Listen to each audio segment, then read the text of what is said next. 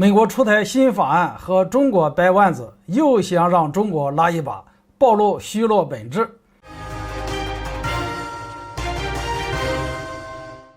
各位网友大家好，我是肖玉华，欢迎收看允华观点。今天我们来聊一聊美国想让中国拉一把，还不想放弃对抗中国，美国经济衰退严重，想靠瘦身的法案和中国竞争，白宫恐怕有心无力。近段时间以来，美国政府高层频频主动寻求和中方的对话，内容涉及国家安全、俄乌冲突以及经济合作等多个方面的内容。显然是当下美国政府应对国内的危机已经到了感到吃力的程度，想和中国加强沟通，既能避免中美之间发生冲突，同时也有让中国出手拉一把，缓解自身的通胀危机的意思。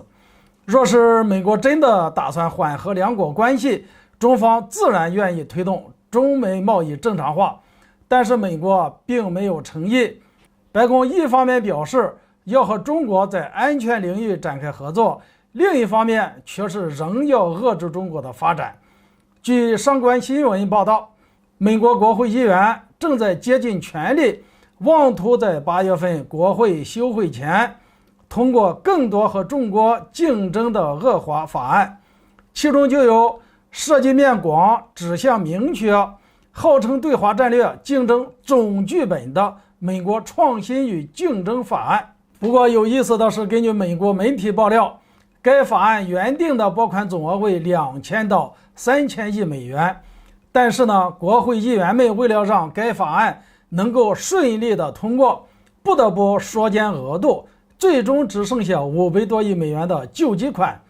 原本涉及的大部分竞争领域，最后也只剩下芯片了。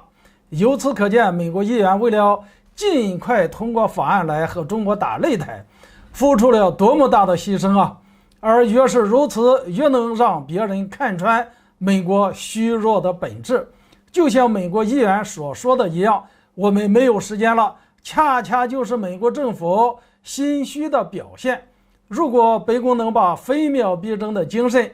用到和中国搞好关系上，现在也不会担心时间不够用了。只有在面临比自己强大、不容易战胜的对手的时候，恐怕才会感觉到时间不够用了。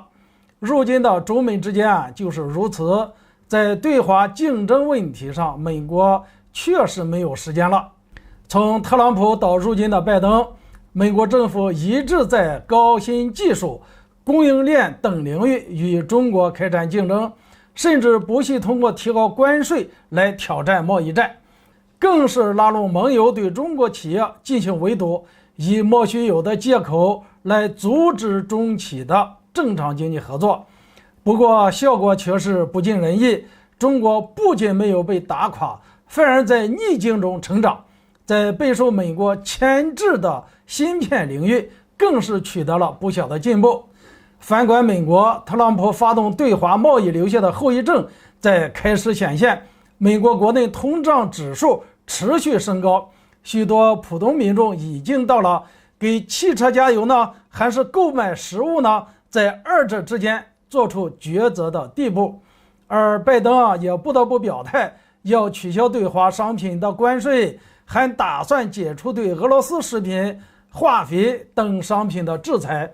大家看看，能让美国主动在对俄问题上让步，不得不说经济通胀已经让美国扛不住了。而就在美国议员们抓紧时间推动涉华法案的时候，美国经济衰退的危机又卷土重来。通货膨胀与经济衰退本就有着因果关系，无法控制的通胀对经济的破坏是巨大的。果不其然，日前国际货币基金组织发布报告称，鉴于当前的通货膨胀，基金组织已经下调了对美经济增长的预期，还上调了美国到2025年的失业预测。最后还指出，想要避免美国经济衰退的难度极大。可以说，美国的经济已经在快速的衰退，可美国政府却没有把心思放在解决问题上。反而还想和中国扳手腕子，失败也就在所难免了。美国近年来不断更新涉华法案，但中国却在稳步发展，反而是美国自己国内矛盾重重，民众对政府支持率也一降再降。可以说，即使白宫如今还想对抗中国，恐怕也是有心无力了，连竞争的法案都得减肥了，哪来的实力对抗中国？今天这个话题就聊到这里，欢迎大家留言交流，下次见。